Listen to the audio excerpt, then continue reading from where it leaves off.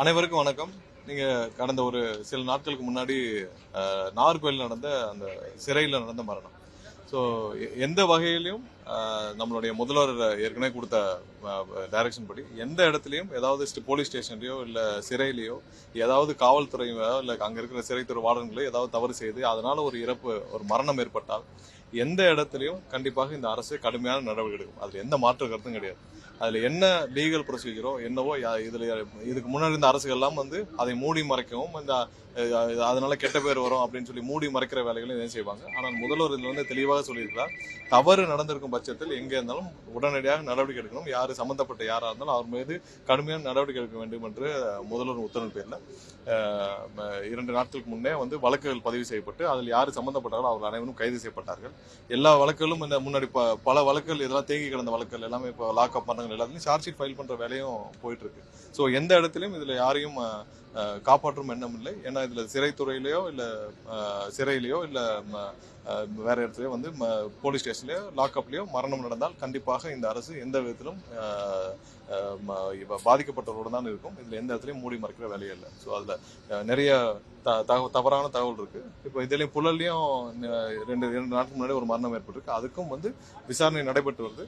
இதுவரை அந்த மாதிரி அவர் மரணம் குறித்து இன்னைக்கு தான் போஸ்ட்மார்ட்டம் ரிப்போர்ட் நடந்துட்டு இருக்கு. முடிஞ்ச பிறகு அனைத்தையும் விரிவாக விசாரிக்கப்பட்டு அதில் இதுவரைக்கும் நாங்கள் உள்ளே நடத்த விசாரித்தபடி எந்த தவறும் இல்லை. அவருக்கு ஏதோ உடல்நலம் பாதிக்கப்பட்டிருந்தாலும் அதையும் ஏதாவது தவறுகள் இருந்தாலும் கண்டிப்பாக கடுமையான நடவடிக்கை எடுக்கப்படும். அதுல எந்த மாற்று கருத்தும் இல்லை.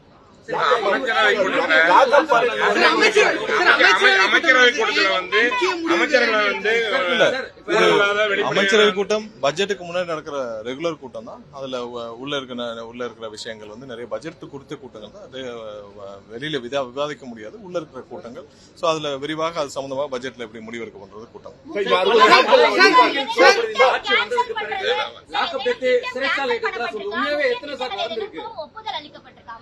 இல்ல இது பட்ஜெட் சம்பந்தப்பட்ட கூட்டம். பட்ஜெட் முடிவுகள் எப்படி எடுக்கணும், பட்ஜெட் எப்படி தாக்கல் செய்யணும், எவ்வளவு அதுல நிதிநிலை அறிக்கை கொடுத்த கூட்டம். சோ அதுல இன்னும் விரிவாக திட்டங்கள் சமர்ப்பிக்கப்பட்டு அதன் மூலமாக தான் பட்ஜெட்ல தாக்கல் செய்யணும். அதுவரை இது வெளியில அனிதா விஷயம் இப்போ மேடையில பேசுறாரு. 6 மாதத்துல சிஎம்ஆ ஸ்டாலின் வந்துருவாரு, திருச்சி சிவா மத்திய அமைச்சராக வருவாங்க.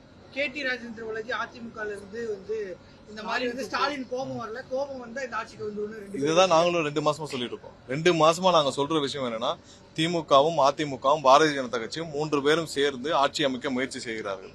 இன்னும் அதிகபட்சமா அடுத்த 1 வருஷத்துக்கு அப்புறம் நடக்க போறதையும் சொல்லியிருந்தோம்.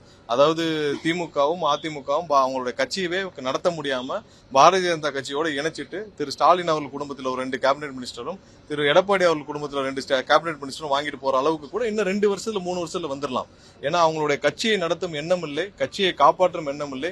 இன்னைக்கு புரட்சி தலைவர் ஒரு உருவாக்கின கட்சி, அம்மா உருவாக்கின கட்சி மொத்தமா அடமானம் வச்சுட்டு அவர் என்ன செய்யறாருன்னு தெரியாமல் ஓரளவு ஒரு லெட்டர் பேடு மட்டும் ஒரு கட்சி அலுவலகம் இருந்தால் காப்பாற்றக்கூடிய நம்ம காலத்தை தள்ளக்கூடிய நிலைமையில திரு எடப்பாடி விட்டார்.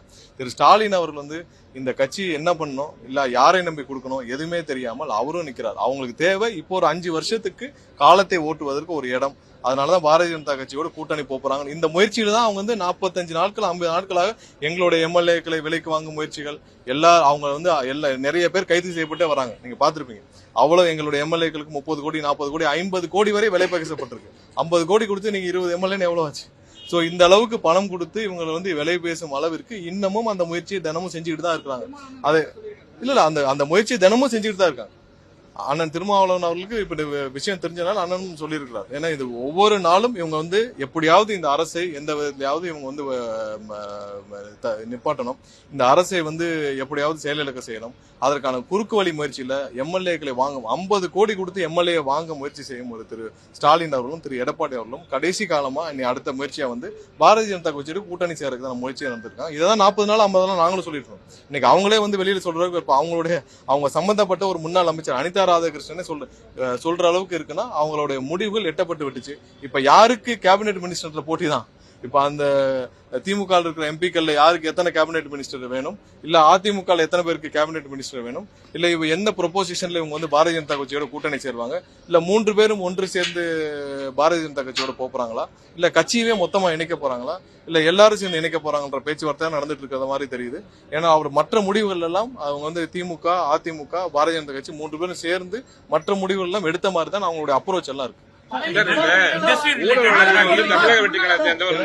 நாகர்கோவில் மரணத்தை பொறுத்த வரைக்கும் சார் அதுல அமைச்சர்கள் போய் யாரும் சந்திக்கல. இன்னைக்குதான் கேபினெட் நிவாரணங்கள் இன்னைக்குதான் கேபினெட் மீட்டிங் முடிஞ்சிச்சு. இன்னைக்கு எங்களுடைய அமைச்சர்கள் சென்று அந்த குடும்பத்தினரை சந்திக்கிறாங்க. ஆல்ரெடி அவங்களுக்கு நேரத்தை தகவல் அனுப்பப்பட்டுச்சு. அமைச்சர்கள் வந்து சந்திக்கிறாங்க. அவங்களுக்கு குடும்பத்துக்கு தேவையான அனைத்து உதவிகளையும் அனைத்து சப்போர்ட்டும் கண்டிப்பா அந்த அரசு அவங்களோட துணை நிற்கும். இன்று அவங்களுடைய குடும்பத்தினர் அரசு சார்பாக அமைச்சர்கள் சென்று சந்திக்கிறாங்க.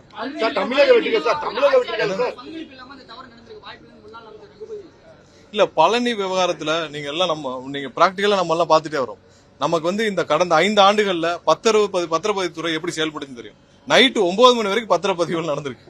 கடந்த 5 ஆண்டுகள்ல பத்திரப்பதிவுத்துறை யார்கிட்ட இருந்துச்சு? மூர்த்திகிட்ட இருந்துச்சு. இந்த பத்திரப்பதிவுத்துறை எப்படி நடந்துச்சு?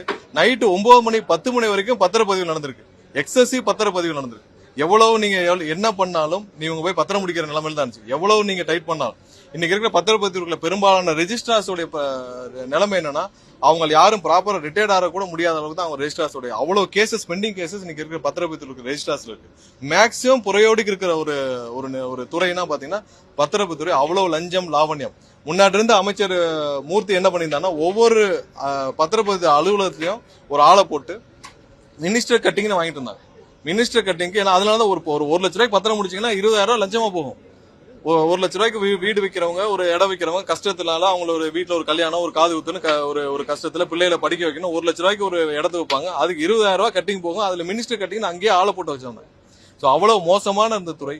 இப்ப இந்த அரசு வந்த பிறகு அவ்வளவு சீரமைப்புகள் செய்யப்பட்டிருக்கு. ஒவ்வொரு இடத்துல சீரமைப்பு செஞ்சுட்டு இருக்கு. இதுல புறம்போக்கு நிலங்கள் பட்டா போறதா இருக்கட்டும், ஏரிய பட்டா போறதா இருக்கட்டும், இல்ல அது இல்லாமல் பத்திரப்பதிவு துறையில எங்கெங்கெல்லாம் வந்து கேப் இருக்கோ எல்லா இடத்துலயும் பத்திரப்பதிவுகள் அவ்வளவு நடந்திருக்கு. இது எல்லாத்தையும் சீரமைக்கிற வேலைகள்ல இந்த அரசு வந்த பிறகு அந்தந்த துறை அமைச்சர் செஞ்சுட்டு இருக்காங்க. அதுல ஒரு 1/3 தான் வந்து இந்த கோயில் நிலங்களை அத்தனையும் மீறி அன்னைக்கு அந்த ஜேசி வந்து நாங்க அதுக்கப்புறம் அதெல்லாம் பார்த்தோம். அந்த ஜேசி தொடர்ந்து அந்த ரெஜிஸ்ட்ராருக்கு வந்து இதை பதிவு செய்யக்கூடாதுன்னு லெட்டர் அனுப்பிச்சுட்டே வர்றாரு. அதையும் மீறி அந்த பத்திரப்பதிவில் இருக்கிற ஒரு நாள்ல வந்து ஏன்னா இன்னைக்கு இருக்க பெரும்பாலான பத்திரப்பதிவு ரெஜிஸ்ட்ரார்ஸ்ல என்ன ப்ராப்ளம்னா, அவங்கள அவ்வளவு கேஸ் இருக்கு. யாரு ரிட்டையர் ஆகிற எண்ணம் கூட கிடையாது. எப்ப வந்தாலும் இப்போட நின்றுட்டு போறான்ற சஸ்பெண்ட் ஆன கூட அப்படியே போலான்ற நிலைமையில தான் எல்லாரும் வேலை பார்த்துட்டு இருக்காங்க. அவ்வளவு பணங்கள் புலங்குற இடம். சோ அதை முழுவதுமாக சீரமைக்க வேண்டிய நேரம் இது. கண்டிப்பாக இந்த அரசு முழு கவனம் செலுத்தும். அதுல ஒரு விஷயம், எந்த விதத்திலும் இதுல அரசுலயோ அரசு சார்ந்த எந்த அதிகார மையத்திலயோ யாருமே யாருக்கும் தொடர்பு கிடையாது. 100% இதுல விசாரணை பெரிய லெவல் எந்த லெவல்ல வேணாலும் விசாரணை நடத்தப்படும். யாரு சம்பந்தப்பட்டிருந்தாலும் கண்டிப்பா கைது செய்யப்பட்டுருவாங்க. ஏன்னா இதுல பத்திரப்பதிவுல கேன்சல் செய்யப்பட்டிருக்கு. ஒரே நாள்ல அந்த நபர் வந்து 3-4 மாதங்களாக 1 வருஷம் அந்த சம்பந்தப்பட்ட 2 பேர் வந்து நாங்களும் தெளிவாக விசாரிச்சு விட்டோம். அந்த 2 நபர்களும் அவங்க வந்து இதே வேலைதான் அவங்க வந்து போலி பத்திரங்கள் போற நபர்கள் தான். இது அந்த ஊர்ல மட்டும் இல்ல, எல்லா ஊர்லயும் இருக்கு. நீங்க லேண்ட் கிராபிங்னே ஒரு செல்லு வச்சிருந்தது திமுக தான். திமுகவை ஒடுக்குவதற்காக திமுக சேர்ந்த அனைத்து லேண்ட் கிராபிங்கையும் போலி பத்திரங்களையும் கண்டுபிடிக்கிறதுக்காக லேண்ட் கிராபிங் செல் உருவாக்கப்பட்டது திமுக தான். இன்னைக்கு கடந்த 5 ஆண்டுகள்ல இவங்க இருந்தப்போ எவ்வளவு திருவள்ளூர் முழுவதும் போலி பத்திரங்கள். எங்க பெரும்பாலான இடங்கள்ல திமுக சார்ந்த நபர்களும் அவ்வளவு போலி பத்திரங்கள் போட்டிருக்காங்க. எல்லா இடத்துலயும் ஊருக்கு 2 பேர் 4 பேர் வளர்த்து அங்கங்க இருக்கிறவங்க அனைவரும் திமுக சார்ந்தார்களும் வந்து இந்த மாதிரி வேலையை செஞ்சுட்டு இருக்காங்க. கீழே எல்லா லெவலையும் அதை சீரமைக்க வேண்டிய வேலைகள் இருக்கு. அந்தந்த துறை அமைச்சர் முழுமையா ஈடுபட்டு இருக்காங்க. எந்த அளவிலும் இந்த அரசு எந்த ஒரு ரூபாய் கூட அந்த அரசு சார்பாக எதுலயும் அதில் ஈடுபடுத்தப்படவில்லை. முழு அளவில் விசாரணை நடந்துட்டு இருக்கு. இது ஒரு பத்திரம் மட்டும் இல்ல, இது மாதிரி நிறைய பத்திரங்கள் அங்கங்க இப்படிதான் இருக்கு. யாராவது கவனத்துக்கு வந்தா கண்டிப்பா கொடுங்க. அது பத்திரம் ரத்து செய்யப்படும், கடுமையான நடவடிக்கை எடுக்கப்படும். அது சம்பந்தப்பட்ட நபர்கள் அனைவரும் கைது செய்யப்படுவார்கள். நிறைய பேர் வந்து என்ன லேண்ட் கிராபிங் செல்ல போய் கம்ப்ளைண்ட் கொடுக்கவே தெரியாம இருக்காங்க. இப்ப எனக்கு வருது நிறைய. லா டிபார்ட்மெண்ட் சொல்லிட்டு நிறைய பேர் என்கிட்ட வந்து இந்த மாதிரி போலி பத்திரம் பண்ணிட்டாங்க. எல்லாருக்கும் நாங்க வந்து இங்க இருந்தே ஃபார்வர்ட் பண்ணி அந்தந்த எஸ்பிக்கு ஃபார்வர்ட் பண்ணி கடுமையான நடவடிக்கை சொல்லி லேண்ட் கிராபிங் பண்ணிருக்கோம் கடந்த 5 வருஷமா பண்ணதுல. சோ இது மாதிரியான நிறைய விஷயங்கள் பத்திரப்பதிவுத்துறையில கண்டிப்பாக கடந்த 5 ஆண்டுகள் அவ்வளவு தூரம் மோசடி செய்யப்பட்ட, அவ்வளவு தூரம் பண வசூல் செய்யப்பட்ட ஒரு துறை. அதை சீரமைக்கும் வேலை அந்த துறை அமைச்சரும் HRNCல தெரியும். ஒவ்வொரு எவ்வளவு நிலங்கள் இருக்குன்னு தெரியல, எவ்வளவு தூரம் அதை வந்து ஆடிட் பண்ணவும் தெரியல. சோ எல்லாத்தையும் சீரமைக்கிற வேலை நடந்துட்டு இருக்கு. கண்டிப்பா இது தவறு எங்க நடந்திருந்தாலும் கண்டிப்பா கடுமையான நடவடிக்கை எடுக்கப்படும். அதுல யாருக்கும் இந்த அரசுக்கும் எந்த குறுக்கீடும் கிடையாது. இதுல சம்பந்தப்பட்ட முழு விசாரணை முழு சுதந்திரத்தோட அங்க இருக்க காவல்துறை செஞ்சுட்டு இருக்காங்க. கண்டிப்பா யார் சம்பந்தப்பட்டதாலும் 100% கைது செய்வாங்க. ஊராட்சி மன்ற தலைவர் நடவடிக்கை எடுத்திருந்தாங்க. ஊராட்சி மன்ற பக்கத்துல காவல் மரணங்கள் நடந்தா அது அரசின் நிர்வாக தோல்வி, ஒரு அரசின் தோல்வின்னு இங்க பாருங்க யார் இங்க பாருங்க அரசின் தோல்வி இல்ல ஒரு இடத்துல இல்ல இங்க பாருங்க ஒரு காவல்துறையிலயோ இல்ல காவல் நிலையங்கள்லயோ இல்ல ஏதாவது சிறையிலயோ மரணங்கள் ஏற்பட்டால் முன்னாடி இருந்த அரசுகள் எப்படி செயல்படுச்சு, எவ்வளவு மூடி மறைச்சது. எஃப்ஐஆரே போடல, எஃப்ஐஆர் போறதுக்கே 1 வாரம் 10 நாள் ஆகும். யாராவது கைது செய்யப்பட்டிருக்காங்களா? எந்த இடத்திலும் இந்த அரசு ஏதாவது தவறு செய்தால் அவர் தவறுக்கு துணை போறதுக்கான அரசு இல்லை. கண்டிப்பா தவறு செய்தால் அவர் மீது 100% நடவடிக்கை. ஊராட்சி மன்ற தலைவர் நடவடிக்கை எடுத்திருந்தீங்க. ஊராட்சி மன்ற தலைவர் தாவேக நடவடிக்கை எடுத்தீங்க. ஆனா நிறைய மற்ற கட்சியை சேர்ந்தவங்க தொடர்ந்து அந்த இதுல சிக்கிட்டு வராங்க. நகராட்சியும் சரி மாநகராட்சியும் சரி பல்வேறு ஊழல் மற்ற கட்சி நடவடிக்கை எடுக்க இல்ல. எங்கெங்கெல்லாம் கம்ப்ளைண்ட் இருக்கோ நடவடிக்கை எடுக்கலாம். கம்ப்ளைண்ட் இல்லாம நீங்க ஒரு அனானிமஸா எடுக்க முடியாது. எங்கெங்கெல்லாம் கம்ப்ளைண்ட் இருக்கோ அது ஊழலுக்கு யாராவது லஞ்சம் வாங்கினாங்களா ஒரு டோல் ஃப்ரீ நம்பர் கொடுத்துருக்கு. நம்பருக்கு நீங்க ஃபோன் நம்பர் கொடுத்துருக்கு, அதுல ஃபோன் பண்ணி சொல்லுங்கன்னு சொல்லியாச்சு. ஒவ்வொரு துறையிலும் ஏதாவது லஞ்சங்கள் இருக்கா, யாராவது கேட்கறாங்களா, அந்த துறையில இமெயில் ஐடி கொடுத்துருக்காங்க, எல்லாம் போடுங்கன்னு சொல்லிட்டாங்க. எல்லா துறைகள்லயும் தெளிவா சொல்லியாச்சு. பெர்சன்டேஜ்ன்ற ஒண்ணு இந்த அரசுல கிடையாது. 100% இந்த அரசுல பெர்சன்டேஜ்ன்ற ஒண்ணு எந்த இடத்துலயும் கிடையாது. அதை மீறி யாராவது தவறு செய்தால் அரசின் கவனத்திற்கு கண்டிப்பா கொண்டு வந்தாங்க. அரசு 2 மாசம் கூட ஆகல. 2 மாசத்துல எல்லா இடத்துலயும் இன்னைக்கு ஹவுசிங் டிபார்ட்மெண்ட்ல இருக்கட்டும், ஹவுசிங் டிபார்ட்மெண்ட்ல முன்னாடி ஸ்கொயர் ஃபீட்டுக்கு எவ்வளவு வாங்கிட்டு இருந்தாங்க, ஒன்னும் ஒளிவு மறைவு இல்ல, நம்ம ஒன்னும் ஒளிச்சு பேசவில்லை. எல்லாருக்கும் தெரியும் ஹவுசிங் டிபார்ட்மெண்ட்ல ஸ்கொயர் ஃபீட்டுக்கு எவ்வளவு வாங்கிட்டு இருந்தாங்க ஊருக்கே தெரியும். பத்திரப்பதித்தூர்ல ஒவ்வொரு பத்திரத்துக்கும் எவ்வளவு வாங்கிட்டு இருந்தாங்கன்னு எல்லாருக்குமே தெரியும். யாருக்காவது நம்ம ஒன்னும் மறைச்செல்லாம் பேச வேண்டாம். எல்லா இடத்துலயும் எவ்வளவு வந்தா இந்த சோலாருக்கு நாங்க சொன்னோம்ல, ஒரு மெகாவாட்டுக்கு 25 லட்சம் ரூபாய் சோலாருக்கு, அது கொடுத்தாதான் உங்களுக்கு அப்ளிகேஷன் உள்ள போகும். எல்லாருக்கும் தெரிஞ்சதான், நம்ம ஒன்னும் மறைக்கிறதுக்கு இல்ல. இப்ப இந்த அரசு வந்த பிறகு அனைத்தும் நிறுத்தப்பட்டிருக்கு. எல்லா இடத்திலும் நிறுத்தப்பட்டிருக்கு. பத்திரப்பதிவு துறையில அனைத்து மாறுதல்களும் செஞ்சுக்கிட்டே இருக்காங்க. கண்டிப்பா அதை சீரமைக்க வேண்டிய 100% சீரமைக்க வேண்டிய கட்டாயம் இருக்கு.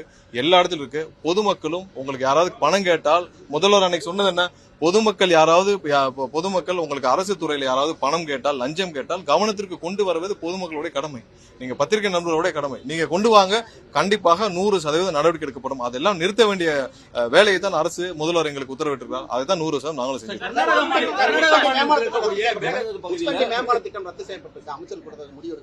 இல்ல அது குறித்து விரிவான அந்த துறையில இருந்து ஆராய்ஞ்சிட்டு வராங்க. மாற்று என்ன செய்யணும் என்னன்னு சொல்லிட்டு விரிவாக ஆராய்ஞ்சிட்டு வராங்க. ஏன்னா அதுல ஹையர் ரேட்டுக்கு அவங்க பழைய ப்ரொபோசல் ஹையர் ரேட்டுக்கு ப்ரொபோசல் இருந்திருக்கு. எல்லா இடத்துலயும் உங்களுக்கு தெரியும் 30% 20% கமிஷனும் சேர்த்துதான் ப்ரொபோசல்ல இருக்கு. எல்லா துறையிலும் நம்ம என்ன பண்ணிட்டு இருக்கோம்னா, பழைய டெண்டரை ரிவைஸ் பண்றோம்னா எல்லாம் கமிஷன் பஃபரை நாங்க குறைக்கணும். எல்லா இடத்துல நாங்க என்ன சொல்லிருக்கோம், கமிஷனா 30% முன்னாடி வாங்கிட்டு இருந்தாங்கன்னா அந்த கமிஷனை குறைச்சிட்டு நீங்க டெண்டரை போடுங்க. அந்த கமிஷன் பணத்தை அரசுக்கு வரணும். நாங்க யாரும் கமிஷன் கேட்கவில்லை. இந்த அரசு யாருக்கும் கமிஷன் வார்த்தை இந்த அலுவலகத்துக்குள்ள தலைமைச் செயலர் எங்கேயும் கிடையாதுன்னு தெளிவா சொல்லியாச்சு. சோ அது இல்லாமல் எல்லா டெண்டரையும் போட சொல்லியிருக்கு. சோ அதனாலதான் எல்லாருமே ரிவைஸ் அந்த எஸ்டிமேஷன் வேல்யூ ரிவைஸ் பண்ணிட்டு இருக்காங்க. பெரிய டெண்டர்ஸ்ல அந்த துறை அமைச்சர்கள் அதுல ஏதாவது முறைகேடு இல்ல தவறான எஸ்டிமேஷன் வேல்யூ, ஹையர் வேல்யூ, மக்கள் பணம் வீணாக போகும் பட்சத்தில் அதெல்லாம் ரத்து செய்து புது டெண்டர் விட சொல்லியிருக்காங்க. எல்லாம் அதாவது 90-80% மேல நியமிச்சு முடிச்சாச்சு. இன்னைக்கு எல்லா ஆர்டரும் போயிட்டு இருக்கு.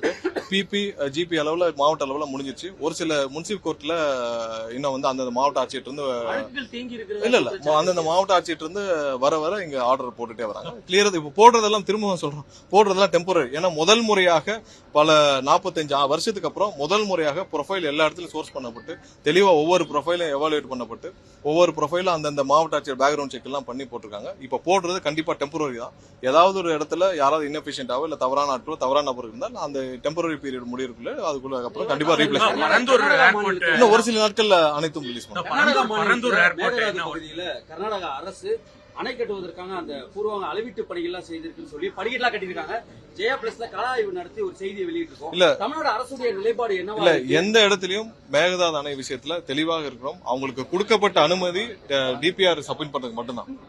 அதை மீறி அவங்க செயல்பட்டு நம்ம எல்லாத்துலயும் நம்ம லீகலா போயிருக்கோம். சரி, 2 மாநிலங்களுக்குரிய பிரச்சனை நம்ம சட்டப்பூர்வமா தான் தீர்க்க முடியும். 2 மாநிலங்களுக்குள்ள நம்ம போலீஸை வச்சோ இல்ல வேற மாதிரியே டீல் பண்ண முடியாது. 2 மாநில பிரச்சனைகள் சட்டப்பூர்வமா தான் தீர்க்க முடியும். நமக்கு ஆணையம் வச்சிருக்கோம். இது இந்த நிலைமைக்கு கொண்டு போனதே திமுக தான்.